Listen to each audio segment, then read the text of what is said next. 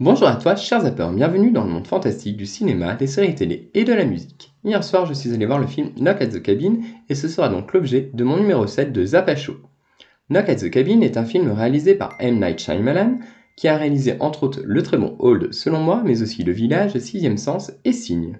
Le film est sorti le 1er février 2023 et est l'adaptation du roman The Cabin at the End of the World de Paul G. Tremblay. Petit pitch de l'histoire. Andrew et Eric, un jeune couple gay, part en forêt avec leur fille adoptive pour un week-end. Cette dernière, Wen, va rencontrer un homme se prénommant Léonard. Celui-ci va finir par lui faire peur et elle va rentrer chez ses parents en leur disant que Léonard veut absolument leur parler et qu'il ne partira pas tant que ce ne sera pas fait. Léonard vient frapper à la porte, les parents ne veulent pas lui parler, et bien entendu, Léonard ainsi que 3 autres personnes vont réussir à s'infiltrer dans la maison. Ils vont leur expliquer leur mission, éviter l'apocalypse. Ils vont leur expliquer également le principe, pour éviter l'apocalypse, il va falloir que Andrew, Eric ou Wen se sacrifient. À chaque fois, l'un des 4 agresseurs va leur demander s'ils veulent se sacrifier. Si ils refusent, l'agresseur en question mourra et un phénomène apocalyptique se déclenchera, ainsi de suite jusqu'à ce que les 4 agresseurs soient morts, ou pas, en fonction du choix que feront les autres. Ce film était plutôt intéressant, j'ai pas vu le temps passer, c'est assez bien rythmé, on s'ennuie pas, les performances d'acteurs sont plutôt bonnes. On retrouve Jonathan Groff dans le rôle d'Eric, que tu as pu voir dans l'excellente série Mindhunter ou encore la très bonne série Looking, Ben Aldridge dans le rôle d'Andrew, Kristen Cui dans le rôle de Wen, leur fille, et Dave Bautista dans le rôle de Léonard, l'un des agresseurs. Dave Bautista, tu as pu le voir dans Les Gardiens de la Galaxie, et ça fait du bien de le voir dans un autre rôle. Petit apocalypse à part, on retrouve également Rupert Grint, Ron Weasley dans Harry Potter, dont j'ai déjà parlé ici d'ailleurs, dans le rôle de Redmond, un des 4 agresseurs également. C'est un film en fait qui oppose le rationalisme et la croyance, qui va beaucoup du coup surfer sur l'ère actuelle dans laquelle on vit, l'ère des fake news, l'ère du complotisme, etc. C'est un film qui va vraiment, parce que du coup l'approche des agresseurs les fait vraiment passer pour des fanatiques, et donc du coup, on a des fanatiques d'un côté et des gens qui ont l'air plutôt basiques de l'autre. Et donc ça va opposer comme ça la croyance en la religion, parce que du coup ça veut dire que s'il y a une apocalypse, c'est potentiellement qu'il y a un dieu, etc. Et l'athéisme, donc ceux qui ne croient pas et ceux qui se disent qu'il ne se passera rien et que voilà.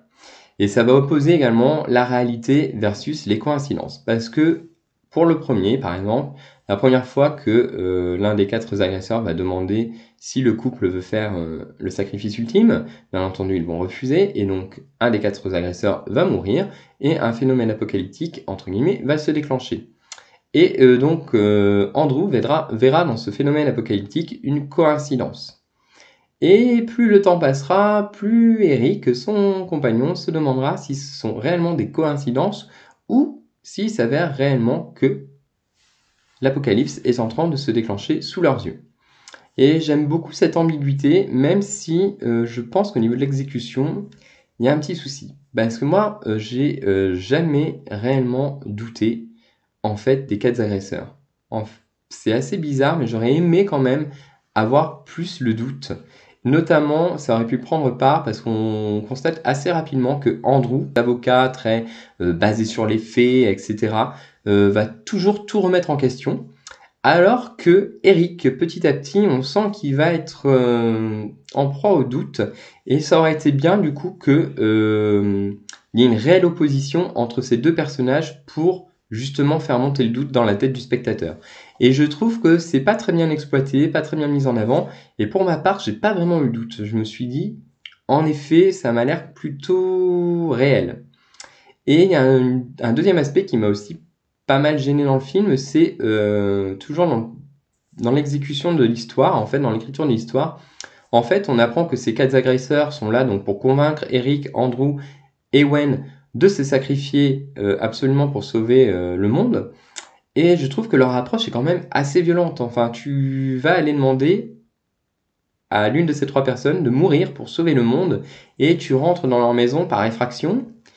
Je pense que, par exemple, si tu avais décidé d'accompagner Wen, si tu avais une autre approche, parce que Léonard rencontre Wen dans la forêt juste avant, s'il avait eu peut-être une approche un peu plus sympathique, il aurait peut-être pu approcher les parents d'une autre manière et arriver du coup à exposer son objectif de manière moins brutale et moins violente, et du coup à avoir plus d'attention de la part des parents. Là, du coup, c'est assez violent, ils se retrouvent quand même séquestrés dans leur cabane, donc du coup, on se doute bien que les personnes en face n'ont pas trop envie d'entendre ce qu'ils ont à dire, et encore moins vu l'importance de la mission. J'ai trouvé ce film bien, mais ça m'a quand même gêné. Je suis sorti de la salle, je savais pas quoi en penser. J'ai pas passé un mauvais moment, mais j'ai pas non plus... Il y a quelque chose qui m'a manqué dans ce film. Et je trouve que de manière générale, en fait, peut-être qu'il manquait un petit peu plus de durée au film. Ça m'avait fait la même ressenti lorsque j'avais été voir Old. J'avais bien aimé l'histoire, mais j'étais là, j'ai l'impression que la fin tombait un peu rapidement. Même si elle était intéressante, j'aurais aimé que ça soit un peu creusé, apporté peut-être différemment. Et ici, dans Knock at the Cabin, c'est pareil. Sans trop te spoiler, la fin est douce amère, mais je trouve qu'il manque quelque chose, et encore plus en sachant comment ça se termine dans le roman. Parce que j'ai fait des petites recherches, et dans le roman, en fait, c'est différent. Andrew et Eric se battent, en fait, pour récupérer le pistolet. Un coup part, et leur fille Wen est tuée. Cependant, la mort de Wen ne résout absolument rien, parce que comme je te le disais tout à l'heure, il faut que ce soit un sacrifice, et pas un accident. Donc du coup, Andrew ou Eric vont devoir se sacrifier pour sauver le monde de l'apocalypse. Et donc, en fait, bien entendu, aucun des deux ne fait ce choix. Ils décident de repartir avec le corps de Wen et d'affronter, entre guillemets, l'apocalypse. Et on ne sait pas, en fait, ce qu'il advient de la Terre. Et je trouve que ça aurait été sympa d'avoir une fin un peu ouverte comme ça. Et je trouve que ça aurait eu plus d'impact. Parce que, mine de rien, là, à la fin du film, j'étais quand même un peu sceptique. Enfin, il y a quelque chose qui m'a gêné. Après, par contre, il y a une importance capitale, le fait que Andrew et Eric soient un couple gay, c'est absolument essentiel pour l'histoire du film. Parce qu'en fait, c'est une communauté donc, qui a quand même beaucoup souffert du fait de la religion, et puis aussi dans leur histoire, en fait, on va découvrir que Andrew a subi une agression. Alors, moi, pour ma part, je sais pas trop si elle est homophobe. Dans le film, j'ai l'impression qu'on essaie de nous la faire passer pour homophobe. En fait, Andrew et Eric sont dans un restaurant en train de parler, et puis là, en fait, t'as celui qui joue dans, justement, Harry Potter, Redmond, qui leur demande de faire moins de bruit. Ça va dérailler, et du coup, Andrew va se faire agresser physiquement par Redmond. Donc, du coup, au bout d'un moment, les garçons se posent la question de pourquoi on ferait le sacrifice ultime de tuer l'un de nous trois pour sauver un monde, enfin une partie du monde qui ne nous accepte pas, qui voudrait nous voir morts, etc. Donc c'est plutôt intéressant d'un point de vue moral. Et dans le livre, c'est pareil en fait.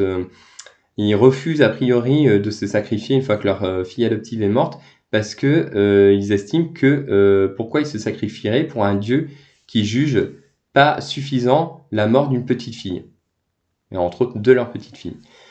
Donc ça pose quand même des questions intéressantes, ça pose aussi des questions sur la capacité de l'humain à discerner le faux du vrai lorsque l'émotionnel commence à devenir très fort.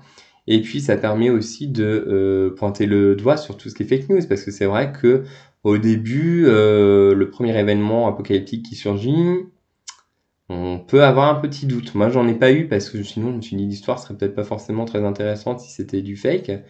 Et je trouve que c'était pas très appuyé scénaristiquement parlant pour nous faire douter. Et voilà. Donc c'est vrai qu'au final, en conclusion, je dirais que le film fonctionne plutôt bien, mais qu'il a un goût d'inabouti au niveau de l'écriture. Voilà, je trouve que les choix d'écriture, la rencontre entre les deux antagonismes était pas forcément très bien amenée. Et puis je trouve que la conclusion, il y a quelque chose qui manque. Et même dans le cours du film, en fait, ça aurait été bien que la confrontation soit plus forte, plus vive, plus insistante, et au final, on a l'impression qu'on assiste à un défilé en fait d'exécution de phénomènes apocalyptiques, mais que du coup, il n'y a pas vraiment d'impact sur le reste. Ça aurait pu être bien aussi que les agresseurs, sachant que leur vie aussi est en jeu, parce que si Eric et Andrew refusent, les agresseurs meurent, donc ça veut dire qu'il faut absolument qu'ils arrivent à convaincre les trois autres qu'il y en ait un des deux qui se sacrifie. Et du coup, ça aurait été bien qu'au bout d'un moment, tu vois, cette violence monte crescendo, que les quatre agresseurs au début soient sympas, et puis que petit à petit, bah, du coup, ils utilisent plus peut-être la violence pour justement essayer de sauver leur vie à eux aussi, parce que leur vie est en jeu, et on découvre qu'ils avaient notamment des enfants, qu'ils avaient des vies entre guillemets saines. Donc j'aurais trouvé ça intéressant que ça soit mis en valeur. Donc pour moi, ce film m'a laissé un petit goût amer. Je l'ai bien apprécié, mais je trouve qu'il manque un petit truc. En tout cas, je te le conseille fortement. Je trouve que c'est un bon film de Night Shyamalan, mais je lui ai préféré quand même Old dans son exécution. Donc voilà. N'hésite pas à me dire ce que tu as pensé du film Knock at the Cabin en commentant. Tu peux également liker ma vidéo. Et je te dis à très très bientôt pour un prochain numéro de Zapoupa. Bye!